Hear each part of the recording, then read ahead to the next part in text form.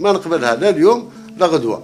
اعتذر للشعب الجزائري. السلام عليكم. تصريح خطير يهز العالم من الرئيس الجزائري عبد المجيد تبون يفاجئ به فريق نهضة بركان المغربي بعد وصولهم عبر خط جوي مباشر، ويزلزل الفيفا والكاف ويعلن عن مفاجأة ستهز المغاربة. شاهد ماذا قال.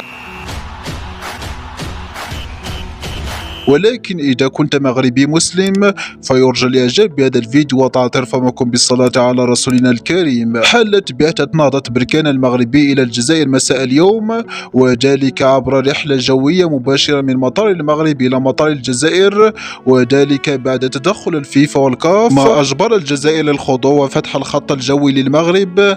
لكن ما هز العالم وهو تصريح الرئيس الجزائري عبد المجيد تبون بعد هذه الواقعة، حيث أدلى بتصريحات للإذاعة الجزائرية قبل قليل وقال: لا تعتبرون أيها المغاربة أن فتحنا هذا الخط الجوي لكم خوفا منا أو أننا سامحناكم على ما اقترفتموه في حق الجزائر، فلقد فتحنا الخط الجوي بسبب ضغوطات الفيفا والكاف فقط، ولأن هذا الأمر في مصلحة الجزائر، ولم نقم بهذا من أجل المغرب. فأنا لن أرحم المغرب مهما حصل، فالمغرب بلد منافق ويحاول المساس بالجزائر بأي طريقة، ويظهر للإعلام أنه بلد التسامح وأن الجزائر هي من تبحث عن الفتنة، لكن العكس هو الصحيح، فالمغرب هي أساس كل هذه الفتن والمشاكل. ثم انصرف عبد المجيد تبون وهو غاضب. وفي النهاية إذا كنت ضد كلام الرئيس تبون وتتفق بأن المغرب بلد السلم والسلام فيرجى الإعجاب بهذا الفيديو، ولا تنسى الاشتراك في القناة ليصلكم جديدنا.